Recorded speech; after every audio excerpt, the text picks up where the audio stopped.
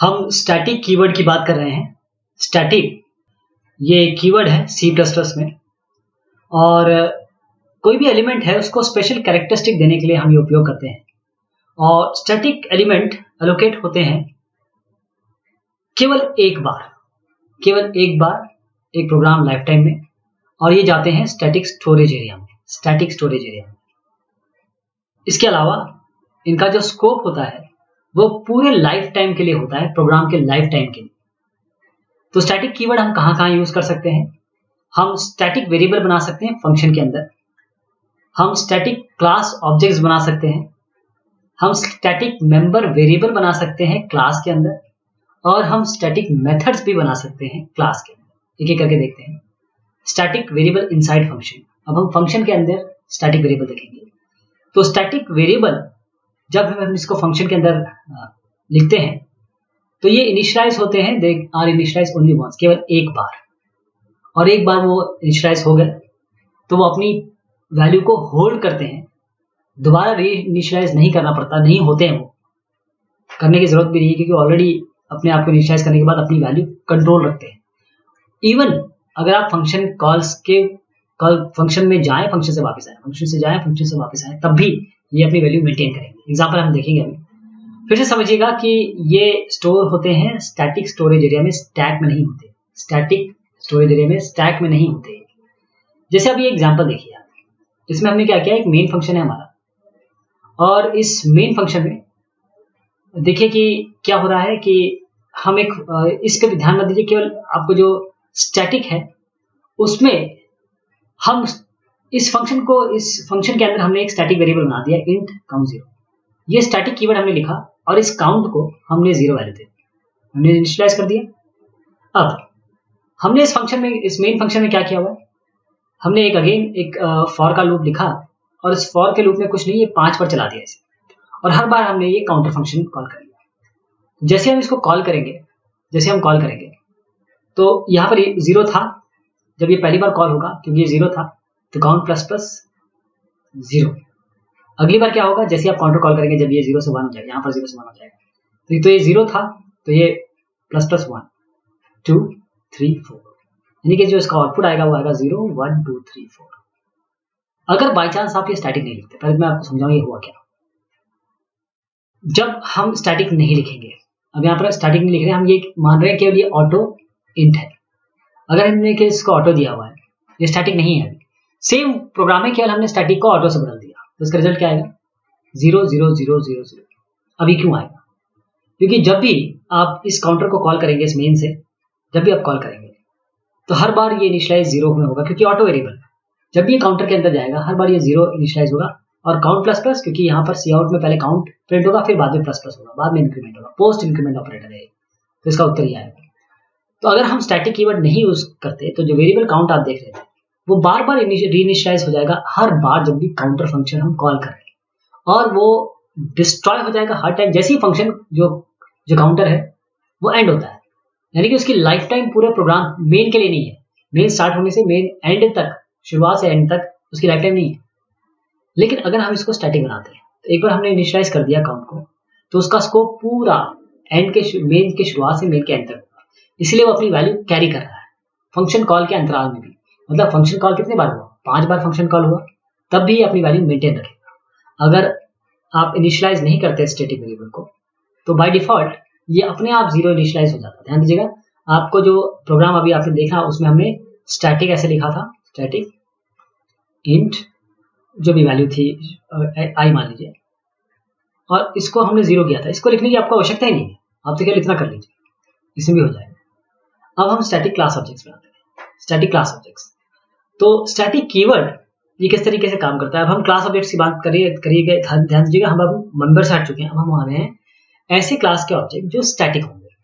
तो static keyword बिल्कुल उसी तरीके से काम करता है, चाहे वो कहीं भी हो, कुछ अंतर होंगे वो मैं अभी आपको बताऊंगा। तो ऑब्जेक्ट्स जिसको हम डिक्लेयर करते हैं स्टैटिक, ये जैसे मैंने बताया ये फिर से स्टैटिक स्टोरेज में जाते हैं, और इसका स्कोप भी वही होता है पूरे प्रोग्राम के एंड तक, स्टार्ट से एंड तक। तो स्टैटिक ऑब्जेक्ट्स इसको हम कंस्ट्रक्टर के थ्रू इनिशियलाइज कर सकते हैं। Static objects are initialise using constructor. किसी भी ऑब्जेक्ट की तरह, नॉर्मल ऑब्जेक्ट की तरह हम इसको इनिशियलाइज कर सकते हैं। जो असाइनमेंट है जीरो का, जो स्टैटिक कीवर्ड आप इस्तेमाल करते हैं, तो जो असाइनमेंट जो अभी हमने देखा कि इनिशियलाइज हो जाता था जीरो से, वो केवल प्रिमिटिव डेटा टाइप्स में होता है, यूजर डिफाइंड डेटा टाइप्स में नहीं। और क्लास हमारी यूजर डिफाइंड डेटा टाइप होती है। ध्यान दीजिएगा, यहाँ पर जीरो से इनिशियलाइज नहीं होगा।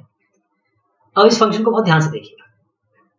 यहाँ पर एक क्लास है हमारे, और इसके अंदर दो फंक्शन है। ये क्लास एबीसी है, और इसके अंदर हमारा एक कंस्ट्रक्टर है, जिसके हमने, ये सी आउट है, इसके अंदर हमने प्रिंट कराने की कोशिश की काउंटर। यहाँ पर डिस्ट्रक्टर है, जिसपे अंदर हम प्रिंट कराने की कोशिश करें डिस्ट्रक्टर। अब हमने क्या किया कि एक मेन बनाया। मेन के हम अंदर x = 0 वाली दी केवल करने के लिए, x = 0 तो ये फंक्शन कॉल होगा। और उसके बाद हमने क्या किया, इस फंक्शन को खत्म होने के बाद, मतलब इस इफ के बाद हमने एंड को प्रिंट करने की कोशिश की। लेकिन उससे पहले हमने इस फंक्शन को यहाँ पर डिफाइन किया। यहाँ पर हमने दिया स्टैटिक एबीसी ओबीजे, यानी कि हमने इस क्लास का एक ऑब्जेक्ट बनाया। इस एबीसी क्लास का एक ऑब्जेक्ट बना ओबीजे। इस क्लास का हमने ऑब्जेक्ट बनाया, और जब हम इस फंक्शन को कॉल करें मेन से, तो ये फंक्शन क्या करता है, केवल एक स्टैटिक एबीसी एबीजे, यानी कि ये केवल एक ऑब्जेक्ट को यहाँ पर बनाता है, स्टैटिक एबीसी ऑब्जेक्ट। अब अगर आप ये प्रोग्राम चलाएंगे तो क्या होगा, इससे क्या रिजल्ट आएगा? रिजल्ट ये आएगा कि आपका सबसे पहले जैसे ये ऑब्जेक्ट बनेगा तो कंस्ट्रक्टर चलना चाहिए, फिर ये आपका डिस्ट्रक्टर चलना चाहिए, क्योंकि जैसे ही आप ये करेंगे तो अब कंस्ट्रक्टर चलेगा, फिर डिस्ट्रक्टर हो जाएगा, क्योंकि ये पूरी क्लास खत्म हो गई, और उसका एंड प्रिंट हो जाएगा। लेकिन अगर आप देखेंगे तो ये ऐसे नहीं होगा। सबसे पहले कंस्ट्रक्टर प्रिंट होगा, फिर उसके बाद एंड प्रिंट होगा, उसके बाद कहीं जाके आपका डिस्ट्रक्टर होगा। अब ऐसा क्यों? जरूर आप सोच रहे होंगे कि क्यों डिस्ट्रक्टर कॉल नहीं किया गया जब आपका स्कोप ही खत्म हो गया, फंक्शन ही खत्म हो गया। जब फंक्शन कॉल खत्म हो गया तो उसका स्कोप खत्म हो गया। किसका खत्म हो गया स्कोप? एक फंक्शन खत्म होने के बाद, इस फंक्शन को खत्म होने के बाद इसका तो स्कोप खत्म हो गया ना, तो डिस्ट्रक्टर कॉल हो जाना चाहिए था। लेकिन ऐसा नहीं हुआ। क्यों? क्योंकि ऑब्जेक्ट को हमने स्टैटिक बनाया। इसका जो स्कोप है टिल लाइफ टाइम, प्रोग्राम का लाइफ टाइम, यानी कि जब मेन खत्म होगा उसके बाद डिस्ट्रक्टर होगा। इसीलिए आपको सबसे पहले कंस्ट्रक्टर प्रिंट होगा, फिर एंड प्रिंट होगा, उसके बाद आपका डिस्ट्रक्टर प्रिंट होगा। ऐसे होगा। अब हम तीसरा देख रहे हैं, static data member in a class. अब हम क्लास के अंदर एक ऐसा मेंबर देखेंगे जो स्टैटिक होगा। तो स्टैटिक डेटा मेंबर जो क्लास के अंदर है, वो मेंबर है जो सारे ऑब्जेक्ट शेयर करेंगे। क्यों हम एक डेटा मेंबर देते हैं जिसको हम स्टैटिक बनाएंगे? वो ऐसा मेंबर है जिसको सारे के सारे ऑब्जेक्ट शेयर करेंगे। तो स्टैटिक डेटा मेंबर, इसका स्टोरेज केवल एक होगा, यानी कि इसकी मल्टीपल कॉपी नहीं बनेगी, एक ही कॉपी बनेगी। और there is no separate copy with each object, एक ही बनेगा। जैसे हमने नॉन स्टैटिक डेटा मेंबर देखे, वो नॉन स्टैटिक डेटा मेंबर बनाएंगे तो आप इसकी सबकी अपनी अपनी कॉपी बनेगी ऑब्जेक्ट की, लेकिन ऐसा नहीं होगा यहाँ पे। तो स्टैटिक मेंबर वेरिएबल्स जो डेटा मेंबर आपने कहा, वो initialise, they are not initialise using constructor. उनको कंस्ट्रक्टर से इनिशियलाइज नहीं करते। ध्यान दीजिएगा, स्टैटिक मेंबर वेरिएबल को हम कंस्ट्रक्टर से इनिशियलाइज नहीं करते, क्योंकि वो डिपेंडेंट ही नहीं है ऑब्जेक्ट इनिशियलाइजेशन पे। They are not dependent on the object initialisation, बल्कि उसे हमें एक्सप्लिसिटली इनिशियलाइज करना पड़ेगा। कहां पर? क्लास के बाहर। अगर उसको इनिशियलाइज नहीं करेंगे तो लिंकर एरर आ जाएगा आपका। जैसे यहां पर देखिएगा कि आपने एक क्लास बनाई x, उसके अंदर हमने एक मेंबर वेरिएबल दिया जो इंट आई है, लेकिन ये स्टैटिक है। अब आप आपने जो भी किया, कंस्ट्रक्टर बनाया या जो भी किया, यहां आपने नहीं किया, इसको आई को इनिशियलाइज नहीं किया। इसके बाहर आपने एक्सप्लिसिटली कहा कि इंट x, ये स्कोप रेजोल्यूशन ऑपरेटर कॉल किया आई को 1। अब अपने आई को 1 की वैल्यू दी। ओके, तो बाहर करेंगे इसको इनिशियलाइज, यहाँ पर बाहर इनिशियलाइज करेंगे, अंदर नहीं करेंगे। और दूसरा, जैसे आप मेन कॉल करेंगे, ये मेन किया, हमने क्या किया, इस क्लास का एक ऑब्जेक्ट बना दिया ओबीजे, क्लास का ऑब्जेक्ट बनाया ओबीजे। और जैसे हमने ये किया, जैसे हमने सी आउट ओबीजे डॉट आई किया, तो ये आई की वैल्यू देगा। इस ऑब्जेक्ट से आप इस आई को कॉल कर सकते हैं। एक बार आपने डेफिनेशन डेटा जो स्टैटिक डेटा मेंबर की बना दी, तो इसको आप दोबारा रीडिफाइन नहीं कर सकते। ध्यान दीजिएगा, एक बार आपने डेफिनेशन इसकी बना दी, अब दोबारा इसको रीडिफाइन नहीं कर सकते हैं। हाँ, इस पे अर्थमेटिक ऑपरेशन जरूर कर सकते हैं।